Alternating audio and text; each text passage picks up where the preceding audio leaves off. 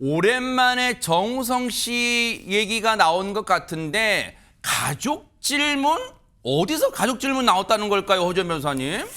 정우성 씨가 찍은 드라마가 개봉을 하는데 그 제작 설명회 발표회 자리에서 가족에 대한 질문을 받았다고 합니다. 그런데 어머나. 정우성 씨한테 이 질문은 상당히 의미가 있는 질문일 수 있어요. 여러 가지 뜻에서 의미가 있다고 생각을 하는데 왜냐하면 정우성 씨가 지난 1년 동안 굉장히 신상에 큰 변화가 있었습니다. 그렇죠. 1년 전 이맘때 정우성 씨가 이 모델 문가비 씨와의 사이에서 이 혼외자 출산 논란이 일었고 이 논란이 있으니까 영화제 무대에 서서 정우성 씨가 직접 자신이 친부다라는 사실을 그랬죠. 대중 앞에서 인정을 했죠. 네. 그리고 그 이후에 극비에 이 친모는 아니지만 다른 여성과 혼인신고를 했다 이런 얘기까지 들려서 그랬었죠. 사실상 정우성 씨에게 지난 1년 동안 새로운 가족들이 생긴 거죠. 네. 그리고 오늘 처음으로 정우성 씨가 취재진에게 가족과 관련한 질문을 받은 겁니다. 네. 이 질문이 나온 이유는요. 최근 공개된 포스터 한 장 보시면 알 수 있는데 네. 이 포스터에 이 드라마 제목이 메이드 인 코리아 이렇게 있고 드라마 슬로건처럼 네. 되어 있는 것이 아버지의 이름으로 운명을 걸었다 이렇게 적혀 있거든요. 그렇다고 하면 아버지가 된 정우성 씨의 소회를 물어볼 수 있는 부분이잖아요. 예전에 영화 제목도 아버지의 이름으로라는 영화 제목도 있었던 것 그렇죠, 같은데. 네. 그렇죠. 그래서 물론 이건 그거랑은 좀 내용이 다를 수 다르지만, 있지만 네네. 지금 이 드라마는요. 제작비 무려 700억을 들여 만든 드라마여서 와. 팬들의 기대감이 한창 고조되고 있습니다. 네. 배우 현빈 씨와 투톱으로 주연을 맡은 드라마인데 오늘 24일에 OTT 통해서 공개 예정이라고 하거든요. 네. 그런데 극중에 정우성 씨의 역할은요. 현빈 씨는 굉장히 야망이 넘쳐요. 부와 권력에 대한 야망이 너무 넘치는 사람이고 네. 이 사람을 막기 위해서 모든 걸 걸고 끝까지 집념을 가지고 투쟁을 하는 어떤 검사 역할, 대립하는 역할을 맡게 될 예정이어서 두 사람의 연기 대결 굉장히 기대되거든요. 네. 그런데 특히 또 이 드라마가 혼외자 논란이 한창일 당시에 촬영을 하고 있던 작품이었다는 그래요? 거예요. 일단 드라마 어떤 이야기가 담겼는지 영상 한번 보시고 이어가 보시죠. 네네.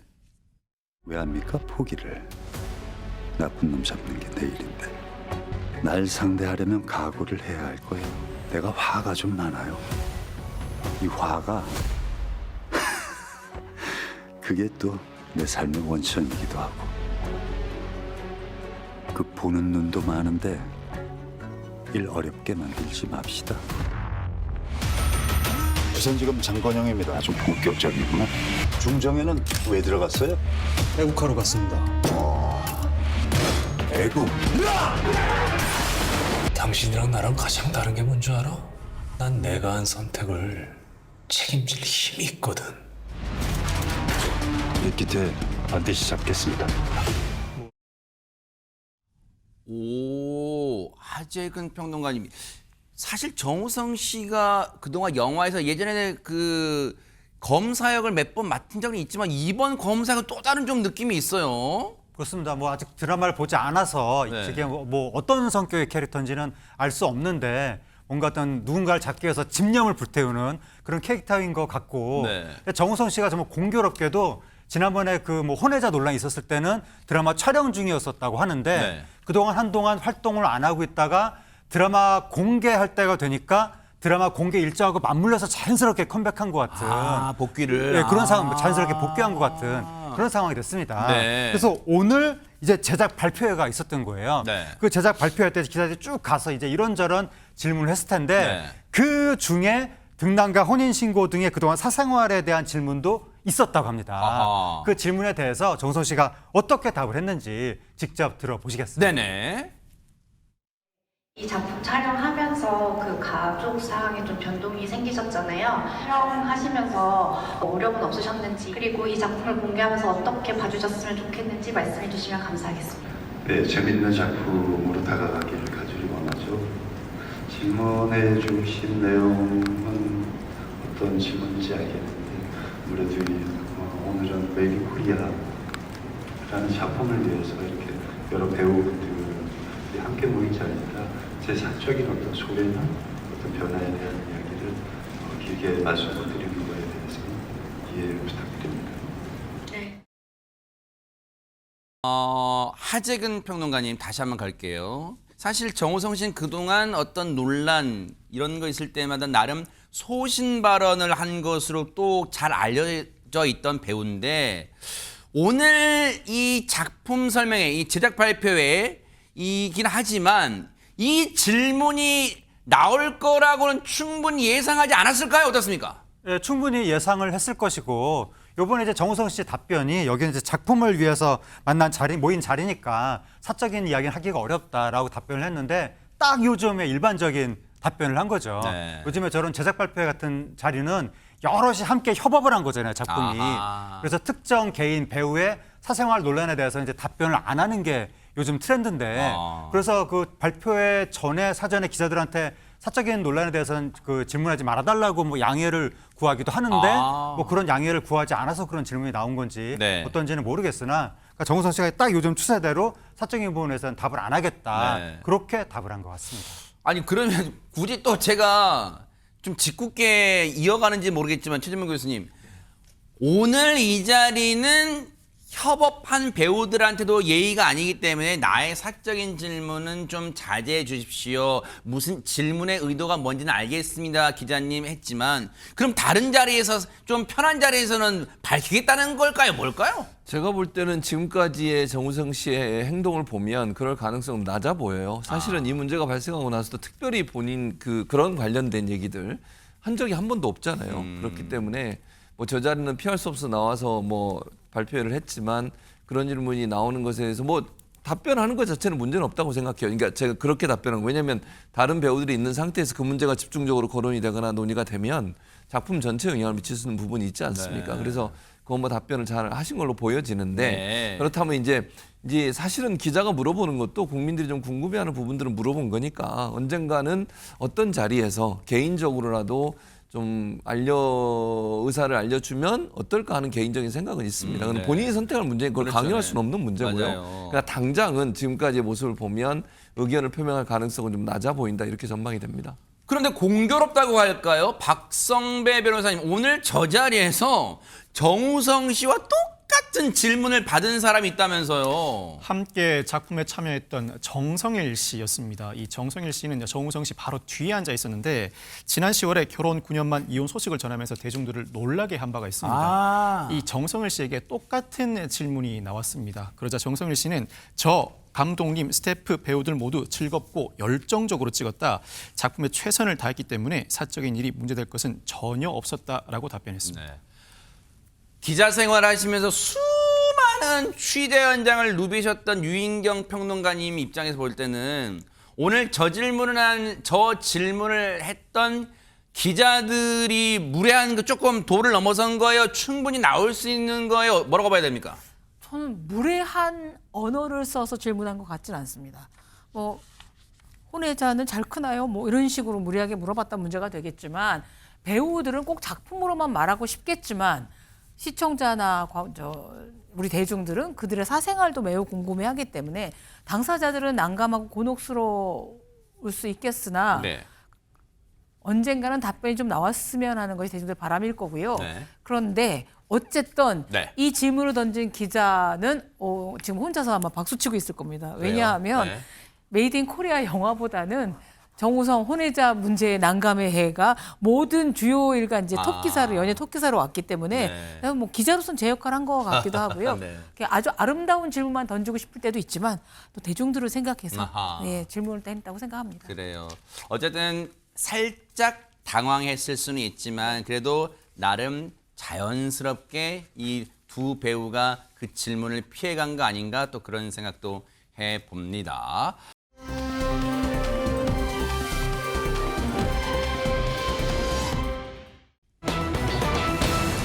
아니 큰 이모 작은 이모는 들어봤지만 링거 이모는 또 뭐예요? 박성배 변호사님. 박나래 씨의 전 매니저 주장에 따르면 박나래 씨가 지난 2023년 7월 방송 촬영 머물렀던 경남 김해의 한 호텔에서 이른바 링거 이모로부터 수액 시술을 받았다고 합니다. 이 불법 시술 의혹이 제기된 상황에서 이 링거 이모가 직접 등판해서 입을 열면서 화제가 되고 있는데 앞서 박나래 씨 전 매니저는 이 링거 이모와 주고받았다는 문자 메시지를 공개했습니다. 네. 이 메시지 내용을 살펴보면 네. 네. 이 머물렀던 것으로 추정되는 호텔 주소와 시술 비용, 링거 이모의 계좌번호와 입금 여부 등 출장 비용을 협의하는 내용의 대화가 담겨 있습니다. 즉 전 매니저가 주소는 경남 김해 땡땡 호텔입니다라고 보내자 링거 이모가 땡땡 은행이고 25만 원인데 기름값 좀 생각해 주세요라는 메시지를 보냅니다. 다음 날에는 입금이 안 됐다, 다시 전달하겠다, 입금됐다 이런 대화가 오고 가고 있습니다. 일단 보세요. 박나래 씨의 전 매니저, 여러분도 지금 이 눈치채셨겠지만 그 전 매니저가 지금 박나래 씨와 지금 뭔가 이 공방을 벌이고 있는, 이 드디어 이제 법적 공방까지 갔죠. 고소전까지 갔으니까 그 매니저 분들이에요. 그런데 지금 허준 변호사님, 박나래 씨의 전 매니저와 이른바 링거 이모라는 분과의 대화에서 메시지에서 유독 띄는 게 뭐 25만 원, 출장비, 기름값 등등등 눈에 확 들어옵니다, 지금. 그렇죠. 만약에 의사가 아니라면 무면허자가 지금 불법적인 의료 시술을, 그것도 주사제까지 가지고 가서 멀리까지 가서 직접 시술을 했다는 것 아닙니까? 그리고 이 어마어마한 부당이득을 챙겼다고 볼 수 있는 겁니다. 보통의 피로회복제 우리 병원에서 맞는다고 하더라도 물론 보험 적용이 되는 경우도 있지만 안 되는 경우라고 하더라도 25만 원씩 하는 주사제를 흔히 찾아보기는 어렵거든요. 그러니까 그만큼 부당이득의 규모가 예를 들면 여러 건이 있었다고 하면 상당히 커질 가능성이 있다는 것도 우리가 짐작을 해볼 수 있을 것 같습니다. 그런데 이 링거 이모의 해명이 저는 좀 이상합니다. 왜요? 반차값 정도 벌려고 의료 시술을 했다 이렇게 주장을 하고 있거든요. 그런데 충격적이게도 의료 면허가 있냐라고 물으니까 자신은 의료인이 아니다라고 얘기를 하는 거예요. 스스로 인정한 거예요? 그렇습니다. 의사도 아니고 간호사도 아니다라는 걸 분명히 본인이 밝히고 있습니다. 그러면서 본인이 내놓고 있는 변명이 뭐냐면 의약 분업 되기 이전에 병원에서 근무를 했다는 거예요. 근데 의약 분업이라는 걸 이제 뭐 다들 아시겠지만 2000년 7월부터 진료 처방은 의사한테 가고 약은 약사한테 가고 이걸 아예 그냥 분리를 그렇죠. 시켰잖아요. 예전에는 처방전 없이도 약사한테 가면은 약 조제해서 우리가 살 수 있었는데 그랬죠. 이젠 그게 안 된단 말이죠. 그런데 이 주사 링거 이모는 의약 분업 전에 본인이 병원에서 근무를 했다는 거예요. 그리고 동네 약국에서 그 인연으로 약을 보내줘서 반차값 정도를 벌었고 그만두고 아무 일도 안 했다라고 얘기를 하는데 저는 이해가 되지 않는 것이 설령 의약 분업 이전에 약사 자격증이 있는 사람이 주사제를 직접 제조를 해서 일부 뭐 돈을 받고 시술을 주고 이런 경우가 있었다고 하더라도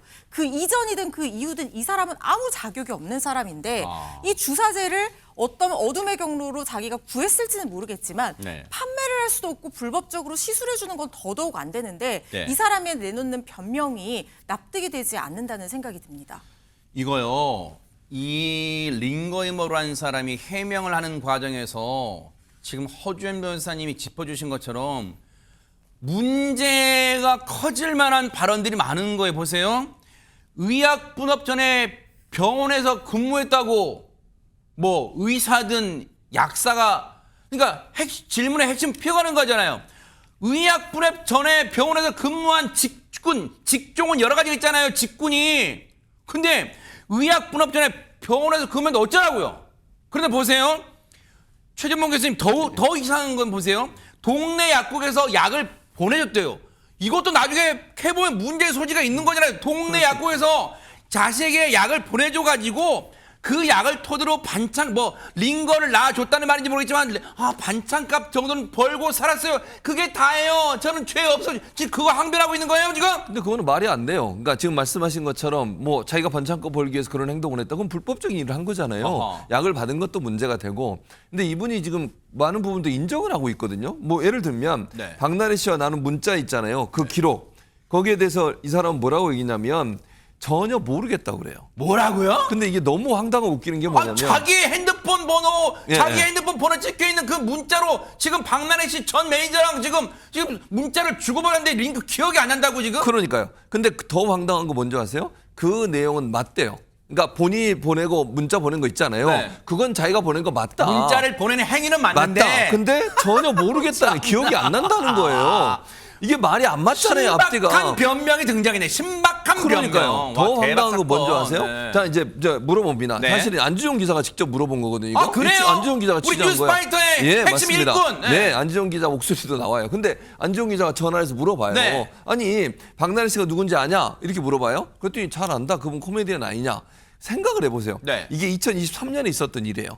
아무리 뭐 멀리 돼서 2년 3년 된 거잖아요. 네. 코미디언 박나래 씨한테 만약 시술을 하고 이 문자를 보냈다면 기억 못할 수가 없어요. 그러네요. 일반인은 모르겠어요. 그냥 뭐 지나가는 분이고 유명하지 않은 분이면 네. 워낙 많이 있으니까 그래, 이해를 100번 양보해서 그죠? 그렇죠. 네. 뭐 기억을 못할 수 있지만 네. 문자 보낸 건 맞다는 거예요. 그러니까 네. 문자 메시지에 남아 있는 이름, 은행명, 계좌번호 이거 다 보냈잖아요. 그건 자기 게 맞다는 자기가- 거예요. 그럼 자기가 보낸 게 맞잖아요. 근데 기억을 못 한다고 하면서 박나래 씨가 코미디언인 건 안 돼요. 와. 근데 최소한 그렇게 유명한 사람이 자기한테 의뢰를 해서 예컨대 그 링거를 놔줬다면 기억 못 할 수가 없어요. 그거는. 아하. 그건 거의 불가능에 가깝다고 저는 생각합니다. 네. 근데 그건 기억이 안 난다는 거예요. 전혀 모르겠다는 네. 거예요, 지금. 네. 이게 말이 안 되고. 네. 그다음에 현재는 뭐라고 또 해명을 하냐면 본인이 나이도 많고 시력도 안 좋아져서 의약 분업된 뒤로는 안 하고 있다. 이렇게 얘기를 하는데 네. 진실한 얘기인지 좀 의심이 많이 가는 부분이 있습니다. 아니 박성배 변호사님 이 사람 뭐예요? 뭐 선택적 기억 상실 뭐 그런 걸 지금 주장하고 있는 거예요? 사실 의료법 위반 등은 반복된 행위를 예정하고 있지만 1회라도 불법 시술을 실시한 경우에는 처벌 대상이 됩니다. 그렇지만 실무상으로는 만약 불법 시술이 1회에 그친 경우에는 입증이 어려울 수도 있습니다. 그렇지만 이 사건의 경우에는 전 매니저의 구체적 진술이 존재하고 주고받은 메시지도 상당히 유의미합니다. 여기에 링거 이모의 2023년 7월경 동선 정도만 확인된다면 충분히 처벌 대상이 될 수 있을 것으로 보입니다. 근데 지금 허준 변호사님 많은 시청자분들이 근데 잠깐만 지금 이 링거 이모가 그 주사 이모랑 같은 분인가 막 그럴 거예요. 지금 같은 사람이에요? 다른 사람입니다. 전혀 다른 사람입니다. 이거를 저도 처음에는 같은 사람인가 이렇게 오해를 했어요. 왜냐하면 처음에 박나래 씨가 이렇게 불법 의료 시술 관련한 의혹이 제기가 됐을 때 그 오피스텔에서 링거 주사 맞는 장면 사진들이 네네, 공개가 그렇죠. 됐었거든요. 그래서 혹시 그 주사 이모가 그 링거 이모인가 이렇게 생각을 하실 이 모습, 수도 이 모습, 있는데 그죠? 네네. 그렇죠. 지금 이 모습이 공개됐고 이걸 놔준 주사 이모는 본인이 뭐 포강의과대학에서 공부도 했고 내가 12년 14년 얼마나 열심히 살아왔는데 너희들이 나에 대해서 뭘 아느냐 이렇게 본인이 SNS에 올렸다가 지금 그거 다 삭제한 바로 그 인물이거든요. 이 사람 주사 이모고. 그렇습니다. 지금 문제가 되고 있는 사람은 이 주사 이모, 포강의과대학교를 졸업했다고 주장하는 그 사람이 아니고요. 네. 다른 사람입니다. 어머나. 그런데 이런 상황에서 박나래 씨가 스스로 주사 이모가 문제될 것을 알고 주변에 입단속시켰다는 의혹까지 나왔거든요. 어머나. 이게 2023년 11월에 네. 대만 촬영을 갔던 모양입니다. 그러니까 현지에 박나래 씨가 현지 촬영을 갔는데 네. 주사 이모와 동행한 것이 이제 현지 제작진에게도 공유를 안 하고 갔다가 이게 들킨 거예요. 그래서 전 매니저한테 입단속을 시키는 문자 메시지 보낸 게 나왔거든요. 어허. 이거 완전 문제되는 거라 한국에 알려지지 않길 바란다. 회사에서도 알면 안 되고 절대로 안 된다 하니까 매니저가 내 회사에 얘기 안 했습니다라고 얘기하는 문자 메시지가 나왔어요. 이거는 뭘 의미하는 거냐면 박나래 씨가 소속사에도 알리지 않고 불법적으로 무면허인 것을 알면서 그런 의료 시술을 하는 이모를 해외 현지 로켓 촬영장까지 데려갔다는 걸 우리가 유추해 볼 수 있는 부분이죠. 그렇다는 것은 무면허 의료 시술 행위가 원칙적으로는 시술자를 처벌하는 그런 법 규정이지만 그렇다고 하더라도 이 시술 받은 환자가 이 무면허 의료 사실에 대해서 충분히 인지를 하고 있었다고 하면 공범으로 처벌될 가능성이 열리는 거거든요. 이 근거가 될 수 있을 거라는 생각이 들고 링거 이모, 주사 이모 여러 명이 있다는 것은 지금 이런 불법 무면허 의료 시술을 해주는 사람이 한 명이 아니라 여러 명이 있을 수 있다. 그래서 일각에서 제기하는 이른바 주사 이모 게이트가 열리는 것이 아니냐 이런 얘기에도 힘을 실어주는 부분이라고 생각이 됩니다. 지금 그러면 허준 변호사님 주사 이모에 대한 수사가 실제로 이루어질지는 현재로서는 미지수지만 만약에 수사가 이루어졌을 경우 저때 박나래 씨의 해외 일정에 주사 이모라는 사람이 동행했는지를 캐내는 건 그렇게 어려운 게 아닐 것 같아요. 왜냐하면 저 문자 메시지는 그대로 있고 그 주사 이모라는 사람의 출입국 기록을 다 보면 나올 거 아니에요. 그렇죠. 지금 여기서 말하는 그 주사 이모가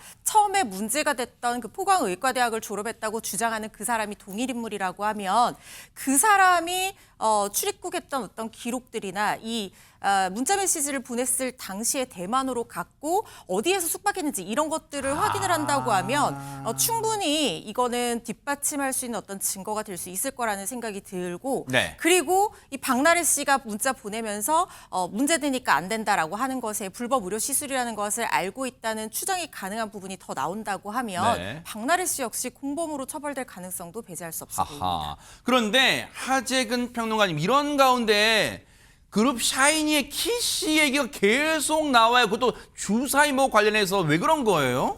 키 씨가 그 주사이모하고 지인 관계 아니냐라는 의혹이 제기가 됐거든요. 그렇죠. 그래서 거기에 대해서 해명을 안 하고 있습니다. 네. 그런데 유사하게 지인 관계 아니냐라고 의혹이 제기됐던 다른 연예인들은 해명을 했거든요. 아하. 예를 들어서 가수면 작곡가 정재영 씨, 또 키 씨하고 같이 샤이니의 멤버인 온유 씨. 맞아요. 했죠. 같은 팀의 멤버인데 아하. 이러한 정재영 씨, 온유 씨 같은 경우에는 주사이모 친분설이 제기되니까 아니다라고 바로 해명을 했거든요. 네. 근데 키 씨는 해명을 안 하다 보니까 해명을 하라라고 국내 일부 시청자들이 막 성명을 발표하고 하기도 했었는데 그래요? 근데 키 씨의 활동상이 최근에 전해졌습니다. 어허. 해명을 한 게 아니라 네. 뭐가 전해졌냐면 해외 스케줄을 하는, 그러니까 해외에서 공연을 했다고 하는데 공연과 관련해서 이제 공연 준비하면서 지금 보시는 것처럼 무대 의상이 입고 이제 무표정한 얼굴로 거울을 바라보는 저런 사진이 나온 거예요. 그리고 공연 마치고 나서 현지 스태프하고 팬들하고 함께 찍은 뭐 그런 뭐 이른바 셀카 네. 그런 사진도 공개가 됐습니다. 어허. 그렇다 보니까 일부 누리꾼들이 지금 해명을 해줘야 되는데 그거 없이 이런 일방적인 네. 활동상만 이렇게 올리고 있는 것이냐라고 하면서 실망했다는 반응을 드러내기도 했고 또 한편으로는 키 씨가 최근에 예능 녹화에 부참했다는 뉴스가 나와서 거기도 주사이모 관련된 것인가? 많은 사람들이 생각을 했었는데 네. 그건 이제 제작진이 뭐라고 그랬냐면 이건 주사이모 관련된 게 아니라 바로 그 해외 일정 그 콘서트 때문에 녹화에 부참한 것이다. 그렇게 제작진이 해명하기도 했습니다. 아니 근데 물론 해명을 할 의무는 없다고 하지만 법에 나와 있는 것도 아니니까. 근데 유인경 평론가님 많은 이 뭐 박나래 씨 쪽 팬분들이나 아니면 시청자분들 누리꾼분들이 해명해 하는데 해명 대신 자기가 나온 셀카 사진 등등등을 올렸어요 SNS에. 이건 무슨 선문답도 아니고 무슨 배경이라고 봐야 될까요? 그거는 대중들이나 팬에 대한 예의가 아니라고 생각합니다. 그러니까 대중들이 뭐 정면한 사생활을 밝히라는 게 아니라 너무나 일파만파 퍼져가고 있는 거기다가 불법이라고 거의 확인이 된 주사 문제, 그건 우리가 사랑하는 연예인들의 건강 문제이기도 하고 일반인이 따라할 수도 있기 때문에 굉장히 관심이 큰데 저렇게 이렇게 뜬금없이 이런 공연했어요라고 얘기를 하는 거는 네. 우리의 궁금증을 해소하지 못했다라는 게 문제가 아니라 공인으로서 알맞지 않은 자세로 생각하고요. 네. 또 해외의 로케에 모셔갈 만큼 주사 이모를 모셔갈 만큼 건강이 안 좋다면 박나래 씨나 그리고 이런 상황에서도 또 녹화를 이제 예능 녹화에 못 참석할 정도의 건강 상태라면 사실은 주변이나 제작진한테 말씀을 하고 당분간 좀 쉬겠습니다라고 하고 자신의 건강을 되찾는 것이 사랑해주는 대중들에 대한 예의라고 저는 생각이 들어요. 네. 어느 팬들이 아파 죽겠고 주사에 의존하는데 나오세요 하겠어요. 몇만 원이 아니라 예능 프로에 1,000만 원 이상, 광고에 몇 억을 받는 연예인이라면 이렇게 쏟아지는 시선을 질타라고 여기지 마시고 유명세, 텍스 중에 들어가 있기 때문에 공인다운 자세를 좀 보여줬으면 하는 바람입니다. 박나래 씨 의혹은 어디까지 커질지 뉴스파이터도 차분하게 계속해서 따라붙어 보도록 하겠습니다.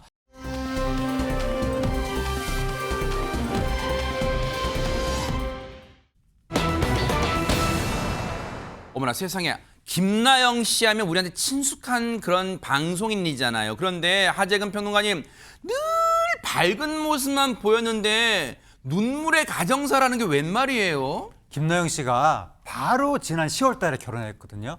화가겸 가수인 마이큐 씨하고 결혼을 해서 지금 한참 막 깨를 볶으면서 주변 사람들한테 민폐를 끼치고 그런 행복하게 달달하게 살고 있을 줄만 알았었는데 최근에 MBN 퍼즐 트립에 출연해서 본인의 그동안 말하지 못했던 그 이야기를 꺼낸 거예요. 그래서 주위에 안타까움을 샀다고 하는데 무슨 이야기를 한 거냐면 난 어머니가 두 분이 계신다. 이런 가족 형태가 틀린 게 아니라 다른 것이라는 걸 알리고 싶었다. 어머니가 두 명인 건 되게 행운인 것 같다. 이렇게 얘기를 한 겁니다. 사실 저 얘기도 꺼내기 쉽진 않았잖아요. 김나영 씨의 속사정 얘기 좀 들어보시고 이어가 보도록 하겠습니다. 나도 어릴 때 엄마가 되게 일찍 돌아가셨어요. 제가 초등학교 1학년 입학하기 바로 일주일 전에 엄마가 돌아가셨거든요. 그래서 나는 너무 엄마가 보고 싶고 하니까 나중에는 엄마를 막 원망하게 되고 그런 마음이 들더라고요. 저예요. 나영이요? 저 어릴 때요. 아, 이건 나영 씨예요? 네. 저도 오랜만에 그 옛날 사진 이렇게 봤는데 제가 이렇게 아이들이랑 똑같나? 이걸 느꼈어요. 네. 여기 몇 살 때예요? 요게 5살 때더라고요. 요거는 엄마 사랑 네. 받을 때네. 맞아요. 요게 1학년 때 엄마가 예. 돌아가셨어요. 세상에 초등학교 1학년에 엄마를 여인다. 사실 받아들이긴 버거웠을 나이 아니에요? 사실 뭐 요즘 애들이 아무리 빠르다고는 하지만 김나영 씨 또래 정도 어릴 때 그 7살이면 제가 생각했을 때는 죽음이라는 것에 대해서 의미도 완벽하게 이해하지 못할 나이였을 것 같아요. 그리고 아직 엄마 손길이 너무 필요한 나이인데 네. 이별이 빨라도 너무 빨랐던 것이 아닌가 싶습니다. 세상에. 심지어 초등학교 입학식도 어머니가 못 보셨어요. 아이고. 입학하기 일주일 전에 네. 불과 7살 나이였는데 심지어 이 김나영 씨가 어머니의 임종을 직접 목격을 했다고 하거든요.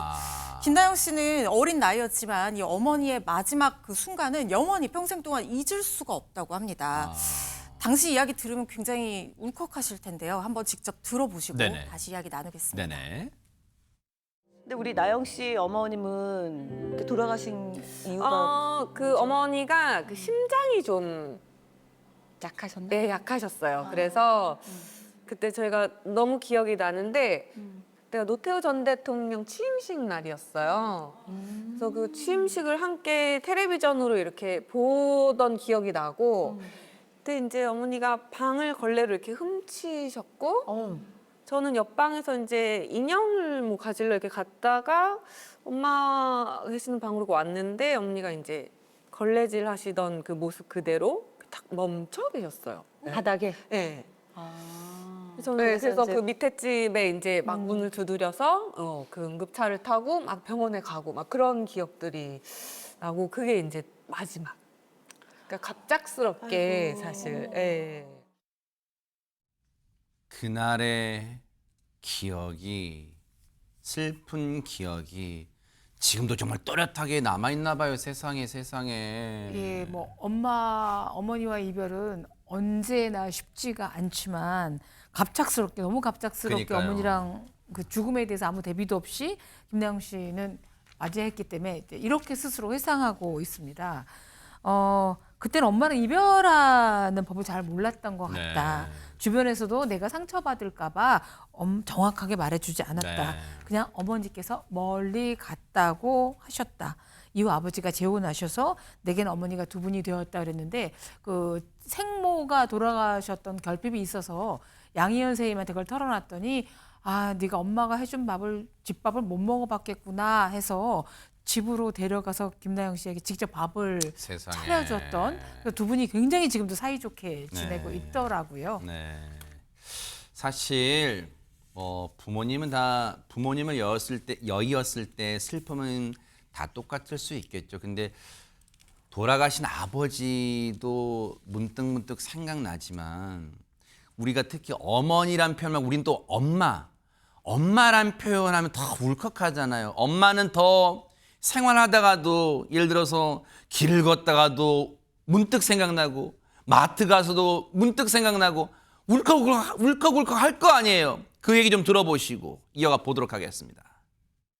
사실 뭐 엄마가 늘 그립겠지만 언제 가장 그냥 아이들이 이렇게 잘 크는 모습 지금 뭐 할 때? 예, 그럴 때. 엄마가 이렇게 또 옆에서 봤으면 얼마나 좋아하셨을까? 근데 저는 그 엄마한테 막 받고 싶었던 사랑 이런 것들을 저는 아이 키우면서 아이한테 나 이런 사랑 받고 싶었는데 하면서 주면서 많이 치유받았던 것 같아요. 그러니까요. 지금 아이들, 이 손주들을 엄마가 예뻐해 주셨다면 더 좋았을 걸 하는 생각이 들잖아요. 근데 하늘나라에서 아주 흐뭇하게 바라보고 계실 거예요. 정말로 기운 내시기를 또 기대를 해보도록 하겠습니다.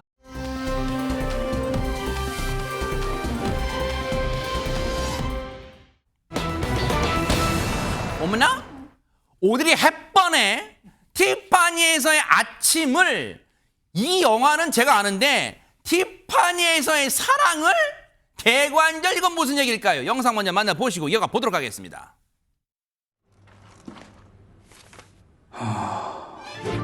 그녀는 보여주는 걸 좋아하는 사람이에요. 그녀가 궁금해지기 시작했어요.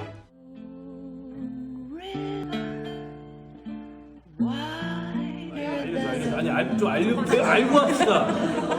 뭐 어떻게 하는 건데? 그러니까 알아야지 나도 좀 메커니즘. 오빠 먼저 선택해보세요. 네. 3, 2, 2, 화이팅! Breaker, wherever you're. 어머나, 지금 이 두 사람을 저희가 같이 보여드리는 이유가 뭐예요, 허준 변호사님? 티파니는 사랑의 상징인데 그 티파니에서 아침을 보면은 오드리 헵번이 아침마다 거기서 빵 먹으면서 그 안에 있는 상점에 진열되어 있는 보석을 보는 그 유명한 장면이 있잖아요. 허허. 그런데 지금 말하는 티파니는 그 티파니가 아니고요. 진짜 티파니와 사랑에 빠진 분이 계십니다. 어머나? 바로 배우 변요한 씨인데요. 네. 정말 엄청난 열애설이었습니다. 소녀시대에서 결혼을 전제로 교제를 한다는 열애설이 처음 나왔습니다. 어머나? 티파니 씨 소녀시대의 단판이로 유명한 핵심 멤버죠. 네. 두 배우가요. 현재 결혼을 전제로 진지하게 교제 중이다라는 소속사발 공식 입장이 나왔고요. 어머나? 그리고 두 배우가 모두 팬들을 위해서 직접 손글씨로 쓴 손편지까지 남겼다고 진짜예요? 하는데요. 이 내용을 보면요. 구체적인 일정은 정해지지 않지만 결혼 전제로 예쁜 만남을 이어가고 있다. 양쪽이 다 인정하는 우와. 내용이었고요. 지금 티파니 글씨 잘 쓴다. 네, 참 아름다운데 다들 외모도 멋지신데 글씨까지 다 아름다운 것 같습니다. 기분이 좀 안 좋아지신 것 같아요. 아니, 너무 좋습니다. 부러워가지고요. 네네. 네, 티파니 씨가 뭐라고 팬들한테 얘기를 했냐면 세상을 긍정적이고 희망 가득한 시선으로 바라보게 해주는 나한테 세상에. 안정을 주는 사람이 변요한 씨다 이렇게 얘기를 했고 와. 변요한 씨도 또 정말 사랑의 세레나데를 부릅니다. 웃는 얼굴, 티파니 씨 눈웃음으로 너무 유명하잖아요. 어허. 이 웃는 얼굴 보면 지쳤던 마음도 따뜻하게 되는 사랑하는 사람이다 이렇게 절절한 애정을 고백을 하면서 좋은 소식 알렸습니다. 야, 아니 근데 하재근 평론가님 지금 이 소식 듣고 많은 분들 어머 세상에. 그런데 지금 열애 현장이 포착됐다는 정도가 아니라 지금 결혼을 전제로 만나고 뭐 손편지 썼다? 아 그럼 두 사람이 대체 언제부터 사귄 거예요? 만난 지 1년 반 정도 됐다고 합니다. 어머나. 그러니까 티파니 씨가 본명이 황미영인데 아. 그 가수 소녀시대 가수로서의 티파니하고 본명 황미영 이걸 합쳐가서 티파니 영이라는 이름으로 배우로 데뷔를 했거든요. 그래요? 네, 그렇습니다. 요즘에 배우로 활동하고 있는데 그렇다 보니까 변요한 씨하고 지난해 드라마에서 만난 거예요. 드라마 촬영을 했는데 그때도 두 사람이 막 멜로 역할을 찍으면서 키스씬하고 난리가 났었는데 네. 그게 실제 연인으로 이어졌다는 그때 겁니다. 삼식이 삼촌이가 뭐 되잖아요. 그렇습니다. 그전에. 티파니 영 씨가 그때 뭐라 그랬냐면 변요한 씨가 수염이 있어서 나한테는 키스씬이 거의 액션 장면 같았다. 입술이 부어있을 정도였다. 아. 그렇게 얘기했었는데 키스를 안 해봐서 모르겠는데. 네, 네, 뭐. 그때부터의 그 만남이 결국 사랑으로 번지게 됐다는 것이고 네. 그렇게 만난 지 1년 반 만에 이제 결혼 전제로 열애 중이라고 발표하기에 이른 겁니다. 네. 아니 근데 박성배 변호사님 아무리 숨기려고 해도 두 사람 사이를 뭔가 눈치챈 사람들이 주변에 아무도 없어요. 그러면? 한 해외 팬이 올해 5월부터 두 사람의 교제를 의심하는 게시글을 올려왔는데 눈썰미가 대단합니다. 어허. 먼저 두 사람이 커플링, 같은 브랜드 모자, 팔찌 등을 착용하는 모습이라고 주장했는데 여기까지는 팬이라면 알아차릴 수 있을 것으로 보입니다. 그런데 여기서 더 나아가서 저게 이제 커플링 맨 왼쪽 사진이 커플링이군요. 네네. 그렇습니다. 아. 이 변요한 씨가 와인바에서 찍은 사진을 두고는 그 속에 티파니 씨로 추정되는 여성이 살짝 보인다고 지적했고 더 나아가서 어머나, 세상에 저걸 찾아내요? 대박 사건. 와. 대단한 눈썰미입니다. 여기서 더 나아가서 외제차 안에서 찍은 변요한 씨 사진을 두고서는 이 차가 바로 티파니 씨 차량이다라고 주장하기도 했습니다. 와 대박 사건. 아니 그럼 지금 소녀시대 멤버 중에는 유인경 평론가님 티파니 영 씨가 최초로 품절녀가 되는 거예요 그러면? 그건 아직 잘 모릅니다. 아직은. 왜냐하면 수영 씨와 또 탤런트 맞다. 정경호 씨가 맞아. 10년 차 이상의 지금 연애만 하고 있거든요. 아. 여기에 자극을 받아 결혼은 우리가 먼저 맞아, 해야지. 맞아, 그럴 수 하고 있죠. 나설 수도 있는데요. 바로 이 커플, 아, 네. 예. 근데 소녀시대가 처음 결성된 게 2007년이에요. 어허. 그때 태어난 아이들이 지금 고3이 됐을 나이인데 네. 여태까지 소녀가 아니죠 이제. 네. 아가씨가 됐고 이제 아줌마가 될 건데 품절녀는 누가 먼저 될지 모르겠지만 네. 아름다운 사랑이 결실을 잘 맺었으면 하는 바람. 그래요. 어쨌든 축하드리고요. 앞으로 진짜 유익년 평론가의 말씀처럼 사랑 잘 갖고 가시길 바라겠습니다.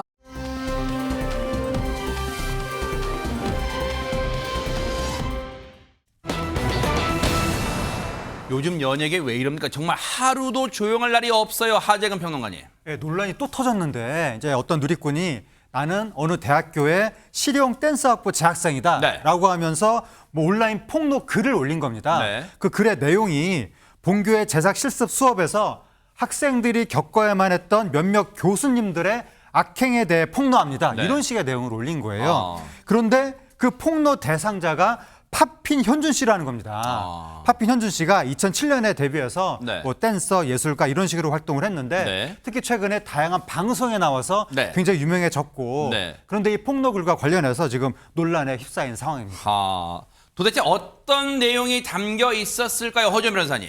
교수라고만 지칭을 했습니다. 수업 중에 반복적인 고성, 욕설을 일삼았다라고 주장을 했고요. 네. 학생들을 향해서 들러리라는 표현을 쓰면서 존중 없는 태도를 보였다고 합니다. 네. 그리고 위협적인 분위기, 그리고 수업 내용과 관계없는 장시간 본인 자랑 이런 것들을 늘어났다고 하고 네. 학생 창작물을 무시하거나 공개적으로 모욕하고 수업 시간을 제대로 채우지 않고 중간에 식사를 하러 나갔다 오는 일도 네. 있었다고 합니다. 특히 일부 학생들이 문제 제기하니까 네. 성적 수치심을 느낄 만한 발언까지 나왔다고 해서요. 학생들이 모욕감 느꼈다고 주장하고 있습니다. 네. 이 주장이 사실이라면 이거 심각한 거 아닙니까? 어떻습니까? 최진봉 교수님. 그렇습니다. 지금 여기 나온 내용들이 사실이라면 이건 심각한 문제죠. 네. 그러니까 대학에서 이렇게 수업을 하면 안 되는 거고요. 당연히 이건 문제가 될 수밖에 없는데 네. 근데 당시에 글쓴이가 이 글을 올릴 때만 해도 해당 교수가 누구인지는 직접 언급하지 않았었어요. 하지만 폭로글이 올라온 지 하루 만에 팝핀 현준 씨가 자신의 SNS에 사과문을 올리게 되면서 네. 사실상 폭로글의 당사자가 드러나게 된 것인데요. 네. 팝핀 현준 씨가 올린 사과문을 함께 보도록 하겠습니다. 네. 최근 온라인에서 제기된 논란에 대해 교수로서 사과와 입장을 전한다. 네. 교육자로서 부적절한 언행으로 엄한 분위기를 조성하였고 네. 의도와 무관하게 성적 수치심을 느끼게 한 점에 대해 깊이 반성하고 있다. 네. 결코 불순한 의도가 아니었다. 이에 따른 책임으로 실용 댄스학과 교수직을 사임한다. 학생 여러분께 다시 한번 사과한다. 이렇게 올렸습니다. 충격적이야. 논란 하루 만에 지금 사과에 사임했어요. 그러면 이거 논란 끝난 건가요? 유익년 평론가님. 그렇지 않을 것 같습니다. 왜냐하면 팝핀 현준 씨 춤보다 방송에서 너무나 아내 국악인 박예리 씨에 대한 존중과 사랑을 보였고 딸도 너무너무 아꼈고 어머니도 사랑하는 모습을 네. 보여서 사랑과 존중으로 다 가족들은 돌보던 분이 네. 왜 학생한테 모질게 했을까라는 것 때문에 이번 논란이 더욱더 충격적으로 다가왔고요. 네. 뭐 하루 만에 사퇴를 했지만 네. 앞으로도 파장이 좀 이어질 것 같습니다. 그러니까 방송에서도 특히 가족이 출연하는 그런 예능도 많이 나왔던 분인데 앞으로 어떻게 될지 좀 지켜보도록 하겠습니다.